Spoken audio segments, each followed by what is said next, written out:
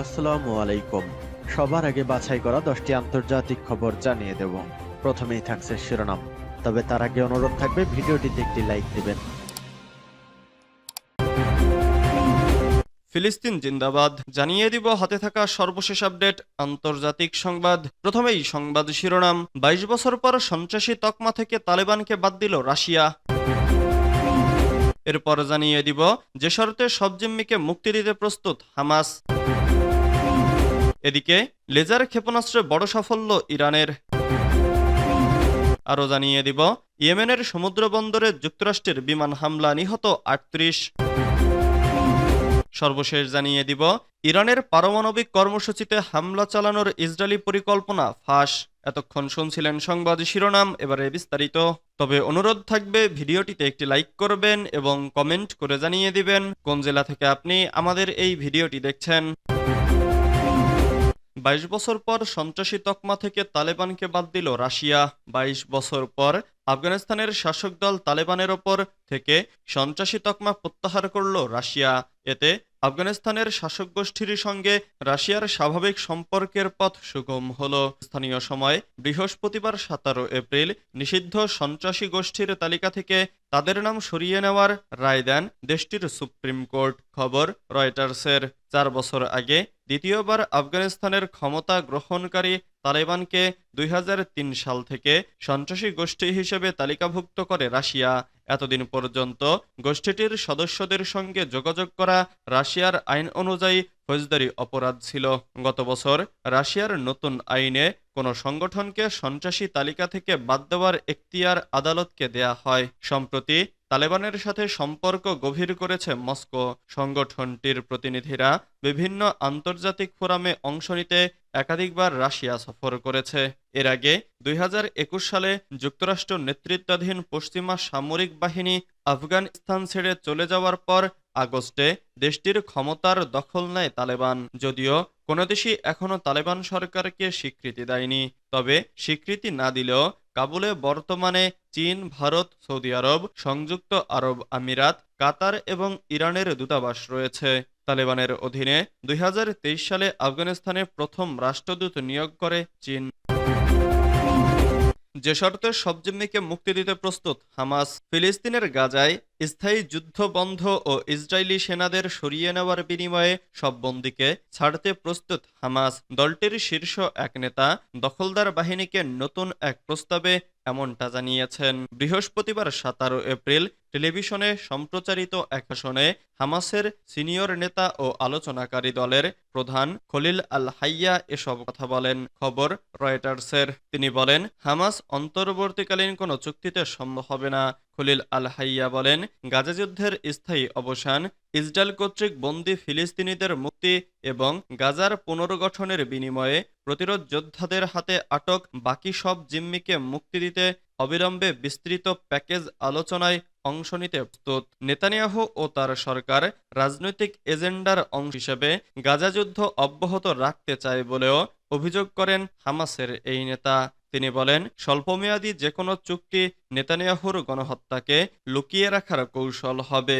যতদিন ফিলিস্তিনের ভূমি দখলে রাখবে ইসরায়েল, ততদিন অস্ত্র হাতে রাখবে হামাস। এদিকে বৃহস্পতিবার গাজা জুড়ে ইসরায়েলি হামলায় কমপক্ষে ৩৫ জন নিহত হওয়ার পর শুক্রবার সকালে খান ইউনিসের একটি বাড়িতে ইসরায়েলি হামলায় ১৩ জনের একটি পরিবারের নিহত হওয়ার খবর পাওয়া গেছে। অন্যদিকে যুদ্ধ বন্ধের দাবিতে ফুঁসছে ইসরায়েলিরাও। রিস্টার্ট ইসরায়েল নামের প্ল্যাটফর্মে ১,২০,০০০-এর বেশি মানুষ যুদ্ধ ও বন্দীদের দাবিতে ৪৩টি পিটিশনে সই করেছেন। স্বাক্ষরকারীদের মধ্যে আছেন সেনা, গোয়েন্দা সদস্য, লেখক, শিল্পী, এমনকি সাবেক প্রধানমন্ত্রী এহুদ বারাক ও কয়েক সেনাপ্রধান। লেজার ক্ষেপণাস্ত্রে বড় সাফল্য ইরানের। লেজার প্রযুক্তি ক্ষেত্রে অগ্রগতির মাধ্যমে ইরান এশিয়া এমনকি গোটা বিশ্বেই বিশেষ অবস্থানে পৌঁছে গেছে। লেজার প্রযুক্তি বিশ্বব্যাপী বৈজ্ঞানিক ও প্রতিরক্ষা গবেষণার অন্যতম গুরুত্বপূর্ণ ক্ষেত্র হিসেবে স্বীকৃতি পেয়েছে। শিল্পক্ষেত্র থেকে শুরু করে উন্নত প্রতিরক্ষা ব্যবস্থা পর্যন্ত সর্বত্রই এর বিস্তৃত প্রয়োগ রয়েছে। ফার্স্টউডের তথ্য বলছে, ইরান এই ক্ষেত্রেও গুরুত্বপূর্ণ সাফল্য অর্জন করেছে এবং লেজার প্রযুক্তির ক্ষেত্রে একটি গুরুত্বপূর্ণ দেশ হিসেবে নিজেকে প্রতিষ্ঠিত করতে সক্ষম হয়েছে। ইরান ১৯৭০ সাল থেকে লেজার প্রযুক্তির ক্ষেত্রে বড় কর্মসূচি পরিচালনা করে আসছে। ইরানের পারমাণবিক শক্তি সংস্থার তত্ত্বাবধানে লেজার গবেষণা কেন্দ্র প্রতিষ্ঠার মাধ্যমে এই কর্মসূচি বাস্তবায়ন শুরু হয়।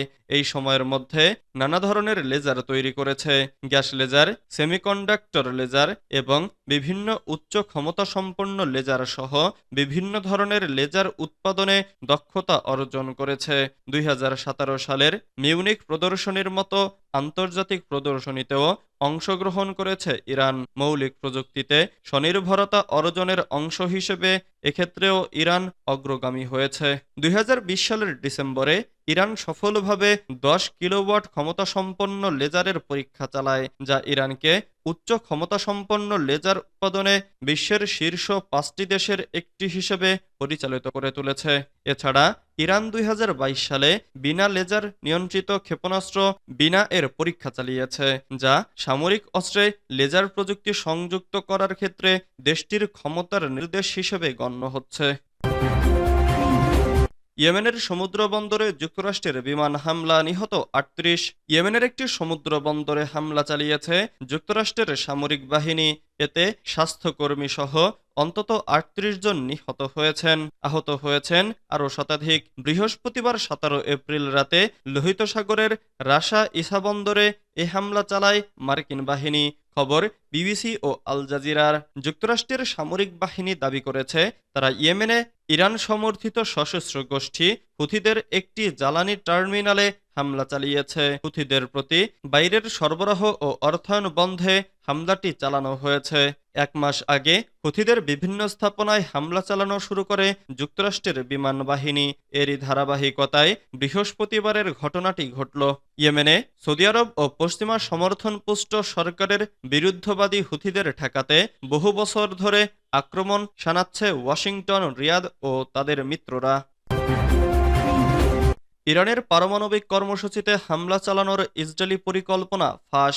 ইরানের পারমাণবিক কর্মসূচিতে হামলা চালানোর ইসরায়েলি পরিকল্পনা ফাঁস করেছে দ্য নিউ ইয়র্ক টাইমস। ফাঁস হওয়া এই তথ্য ও পরবর্তী প্রতিবেদনকে ইসরায়েলের ইতিহাসের সবচেয়ে বিপজ্জনক ফাঁসগুলোর মধ্যে একটি বলে মন্তব্য করেছেন এক সিনিয়র ইসরায়েলি কর্মকর্তা। নিউ ইয়র্ক টাইমস জানিয়েছে, ইসরায়েল সরাসরি মার্কিন সহায়তায় ইরানের পারমাণবিক স্থাপনাগুলোতে আক্রমণ চালানোর কথা গুরুত্ব সহকারে বিবেচনা করেছে। বেশ কয়েকজন ইসরায়েলি রাজনীতিবিদ এ তথ্য ফাঁসের জন্য প্রধানমন্ত্রী বেনিয়ামিন নেতানিয়াহুর সমালোচনা করেছেন। তারা ইঙ্গিত দিয়েছেন যে ইরানের বিরুদ্ধে যথেষ্ট কঠোর পদক্ষেপ না নেওয়ার জন্য সমালোচনা থেকে নিজেকে রক্ষা করার জন্য নেতানিয়াহু এই খবরটি ফাঁস করেছেন। দেশটির সাবেক প্রতিরক্ষামন্ত্রী অভিগডর লিবারম্যান সামাজিক যোগাযোগ মাধ্যম এক্সে এক পোস্ট লিখেছেন, আমি নিউ ইয়র্ক টাইমসে পুরো ফাঁস হওয়া তথ্যটি পড়েছি। আমার মনে হয়েছে আমরা কত ভাগ্যবান যে সিরিয়া ও ইরাকে পারমাণবিক চুল্লিতে বোমা হামলার সময় নেতানিয়াহু প্রধানমন্ত্রী ছিলেন না।